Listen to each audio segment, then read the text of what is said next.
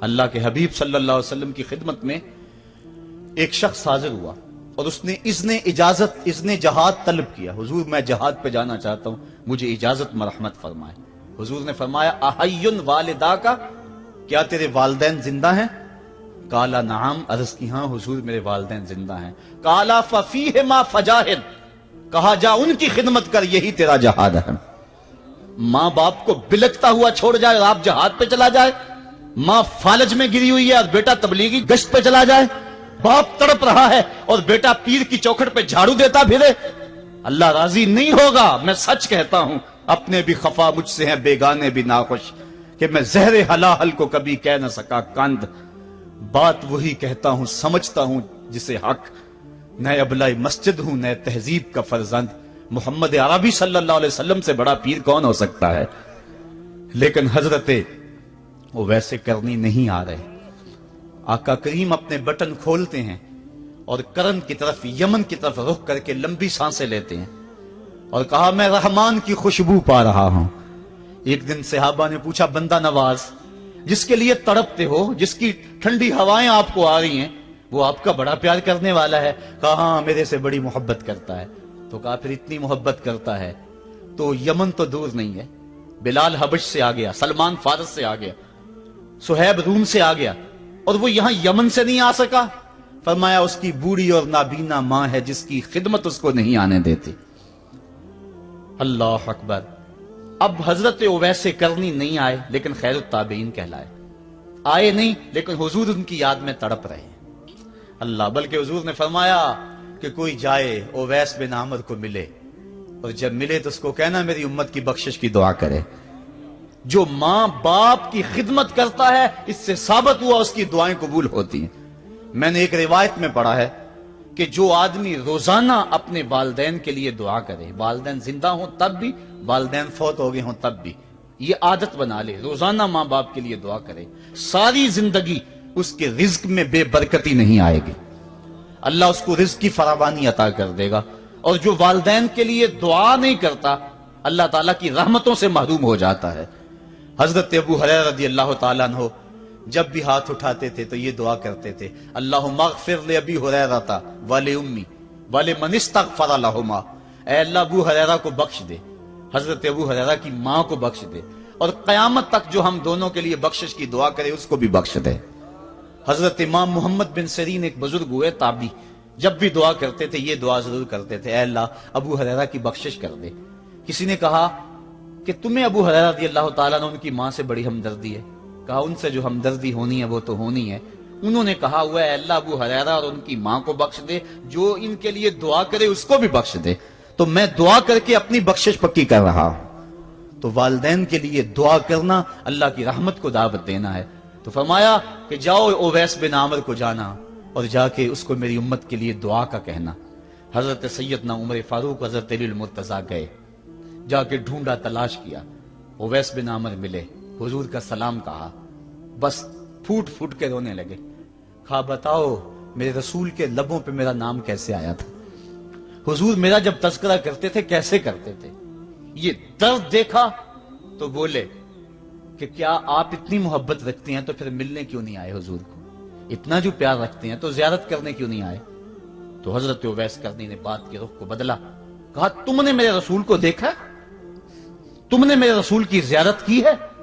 کہا ہاں ہم تو صبح و شام وہاں رہے ہیں. کہا پھر بتاؤ حضور کے یہ ابرو جڑے ہوئے تھے یا کھلے ہوئے تھے؟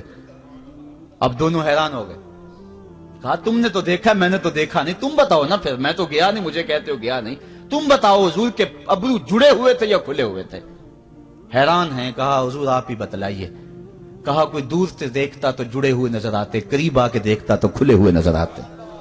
یہ وہ ہے جو ماں کی خدمت کرتا رہا اور حضور کے دربار میں حاضر نہیں ہو سکا, لیکن حاضری اس کی تھی, وہ جہاں بھی تھا وہ نبی کے قرب میں تھا.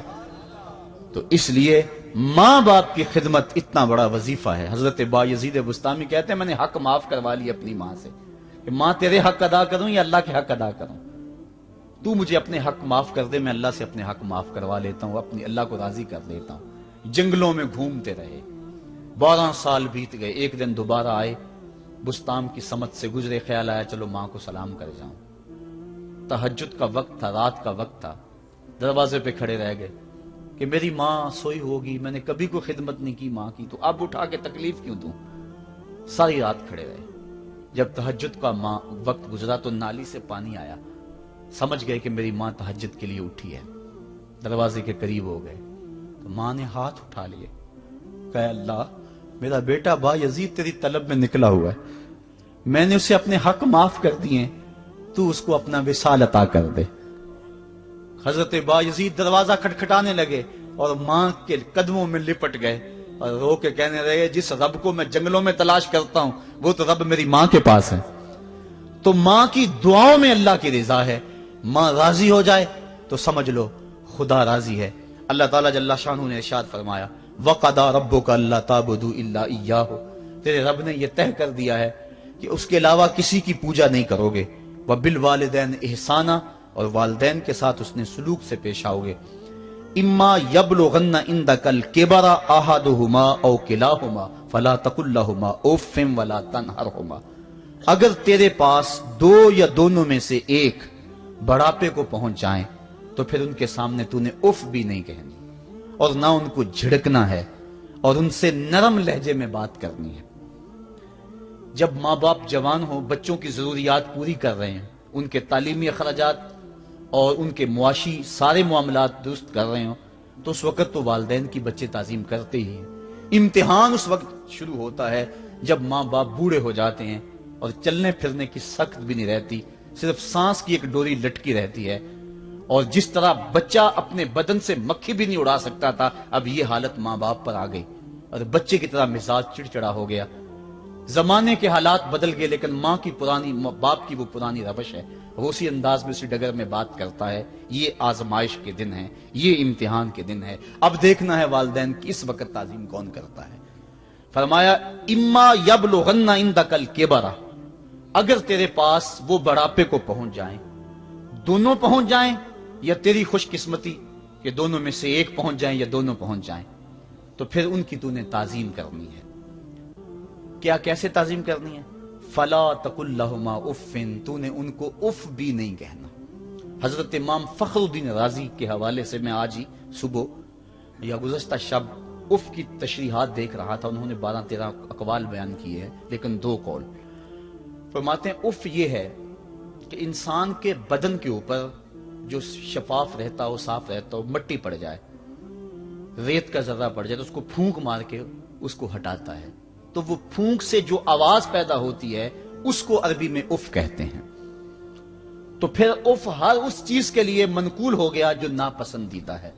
एक तो कौल ये है कि वालिदैन के सामने इस एहतियात से रहो। दूसरी बात आप फरमाते हैं उफ का मफहूम यह है कि जब मां बाप बूढ़े हो जाएं तो बोलो बरास चारपाई पे निकल जाता है और इंसान उनको उठा के उनकी खिदमत करता है, सफाई करता है, कपड़े बदलता है। इंसान की तबीयत में जो फितरी नफासत है उसके तहत उसको माँ बाप से जो मकरूह और नापसंदीदा बू आती है उससे वो बचना चाहता है। वो नफरत माँ बाप से नहीं होती, वो नफरत उस बदबू से होती है जो माँ बाप के बदन से या चारपाई से या कपड़ों से उठ रही है। तो बंदा अपने जो है वो नाक पे कपड़ा रख लेता है उस बदबू से बचने के लिए। तो उफ के मफहूम को बयान करते हुए हजरत इमाम राजी कहते हैं कि इंसान को इस बात से भी रोका गया है कि तू अपने नाक पे कपड़ा रख के अगर उनको सफाई कर रहा होगा तो माँ बाप के नाजुक दिल पे कहीं ये बोझ ना आ जाए कि मेरा बेटा मुझसे नफरत कर रहा है। इसलिए वालिदैन की ताजीम का आलम यह है कि तू खुले नाक से उनकी खिदमत करे और वो बदबू सहता रहे और अपने नाक के ऊपर कपड़ा भी न रखे कि तेरे माँ और तेरे बाप के दिल के अंदर इतना खलाल और मलाल भी पैदा ना हो। यह है उफ का जुमरा। हजरत इमाम हसन रदी अल्लाह तआला अन्हु ने सारी जिंदगी अपनी वालिदा हजरत फातिमा तो ज़हरा के साथ बैठ के खाना नहीं खाया था। एक दिन हजरत सैयदा फातिमा ने फरमाया कि बेटा मेरा जी चाहता है कि मेरे साथ तुम बैठ के खाना खाओ, लेकिन तुमने कभी भी मेरे साथ बैठ के खाना नहीं खाया, क्या वजह है इसकी? तो हजरत इमाम हसन फरमाने लगे, अर्ज करने लगे, अम्मी मैं इस डर से आपके पास बैठ के खाना नहीं खाता कि कहीं किसी लुकमे की तरफ आपकी नजर बढ़ जाए और मैं अदमे आगही की वजह से अपने हाथ को उस लुकमे के पे डाल लूं اور نہ جان سکوں کہ اس لقمے کو اٹھانے کا ارادہ میری ماں کے دل میں پیدا ہو چکا ہے اور میں اللہ کی رحمتوں سے محروم ہو جاؤں، اس ڈر سے میں آپ کے ساتھ بیٹھ کے کھانا نہیں کھایا کرتا۔ یعنی ماں باپ کی تعظیم کا عالم یہ ہے، اف تک نہ کہو۔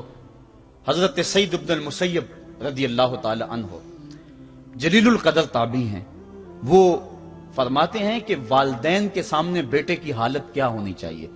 وہ فرماتے ہیں جس طرح بھاگا ہوا غلام پکڑا جائے اور اس کو پکڑ کے جو ہے وہ آقا کے سامنے پیش کر دیا جائے، تو اس بھاگے ہوئے غلام کو پکڑ کے جب آقا کے سامنے پیش کر دیا جائے تو جو حالت اس غلام کی ہوتی ہے، بیٹے کی حالت یہ ماں باپ کے سامنے ہونی چاہیے۔ اب ان بیٹوں کو سوچنا چاہیے جو اپنے ماں باپ کو دقیانوسی کا تانا دیتے ہیں اور سمجھتے ہیں یہ اولڈ فیشن ہے، انہیں کیا پتا زمانہ کہاں چلا گیا ہے، اور ان کے فیصلوں کو مسترد کرتے ہیں۔ علماء نے اس بات کو تفصیل کے ساتھ بیان کیا ہے کہ شریعت کے جو قطعی